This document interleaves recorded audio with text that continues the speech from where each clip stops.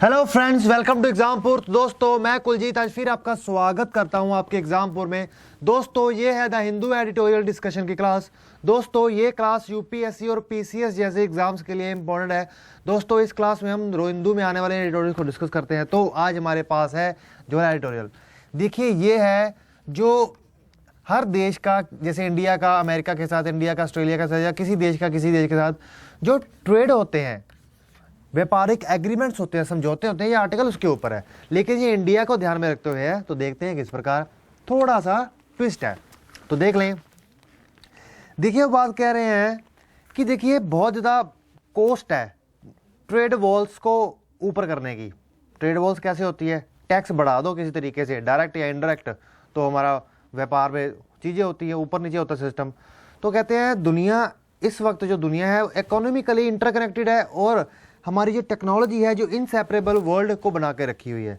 India को more open mind की जरूरत है ट्रेड के ऊपर। तो यहाँ पे आर्टिकल को शुरुआत करते हैं, कहते हैं देखिए, इंडिया ने अपने ट्रेड पोस्चर पे दो प्रकार से अपना प्रोटेक्शनिस्ट शो किया है। पास्ट वीक्स में दो इंडिकेटर दिए हैं। सबसे पहले तो वो कह रहे हैं कि जो यूनियन बजट आया, जो लाइव चला टेलीविजन पर, उसके द्वारा, और दूसरी वो बात करते हैं जो इंडिया ने डिक्लाइन हुआ to attend a meeting of, मतलब इंडिया डिक्लाइंड वर्चुअली, कहीं ना कहीं इंडिया ने ये एक सिग्नल गया इंडिया का कि India declined to attend a meeting of trade negotiations in Bali. ठीक है दोस्तों, that was discussing next step in the ASEAN led RCEP. इसमें वो बात करते हैं, देखिए बजट की वो बात कर रहे हैं काफ़ी फॉर ईयर। जो मिसिस सीतारमण है, उन्होंने सेवरल रेफरेंसेस दी हैं टू द प्रॉब्लम जो कि फ्री ट्रेड और प्रेफरेंशियल ट्रेड एग्रीमेंट्स के साथ हैं। उन्होंने कहा है कि देखिए रेज टैरिफ जो इंपोर्ट के ऊपर किया गया है 50 आइटम के ऊपर, और चेंज किया है कुछ कस्टम लॉ प्रोविजंस के अंदर, वो सब्सटेंशियल था टू पैनलाइज इंपोर्ट सस्पेक्टेड थे। ठीक है दोस्तों, उनको इंपोर्ट को पैनलाइज करने के लिए जो सस्पेक्टेड थे to origin from third country. मतलब अगर इंडिया का चाइना के साथ फॉर एग्जांपल व्यापार है, तो वो तीसरी कंट्री से उठ के यहाँ से आके यहाँ आए हुए हैं, तो वो सस्पेक्टेड थे, उनके ऊपर है। आगे वो बात करते हैं, देखिए मिसिस जो हमारी फाइनेंस मिनिस्टर है, उन्होंने पार्लियामेंट में कहा है कि ये ऑब्जर्व किया गया है कि जो इंपोर्ट होते हैं फ्री ट्रेड एग्रीमेंट के अंतर्गत वो कहीं ना कहीं बढ़ रहे हैं। वो कहते हैं कि जो अनड्यू क्लेम्स हैं फॉरेन ट्रेड एग्रीमेंट बेनिफिट्स के have post threat to domestic industry. वो कहते हैं इस तरह के इंपोर्ट्स को रिक्वायर्ड है कि स्ट्रिंजेंट चेक किया जाए कि क्या कोई गलत चीज़ें तो नहीं हो रही।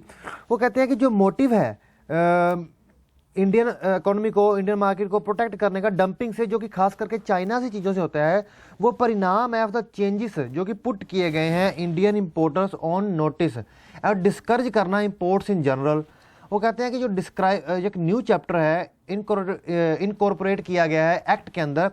फाइनेंस मिनिस्ट्री कहती है कि एम इसका ये है, aim is to put certain obligation on importers के ऊपर कुछ ऑब्लिगेशंस देना चाहते हैं, even as the government reserves the right to modify or cancel preferential trade and ban the import or export।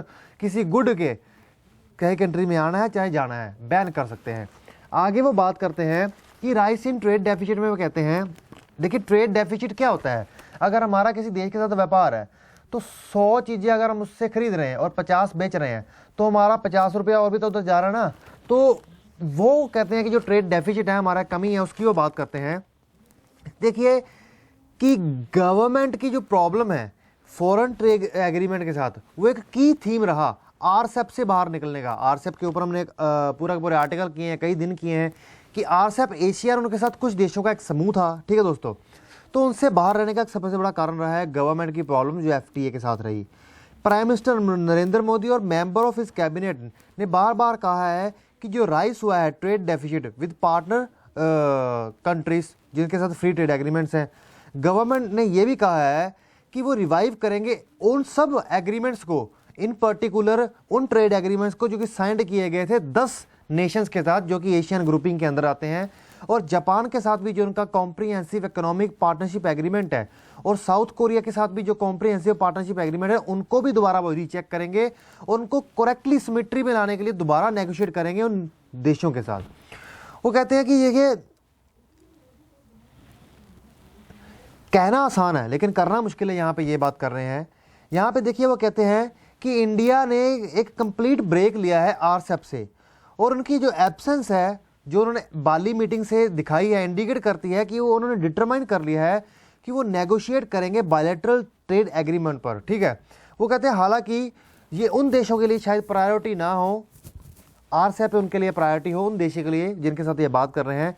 आगे वो कहते हैं कि the process of legal scrubbing, जो प्रोसेस ऑफ लीगल स्क्रबिंग है वो कम से कम 1 साल ले सकता है, और बाकी चीज़ें फिर उनके बाद होंगी। तो कहते हैं कि देखिए ये बहुत हार्ड होगा देखना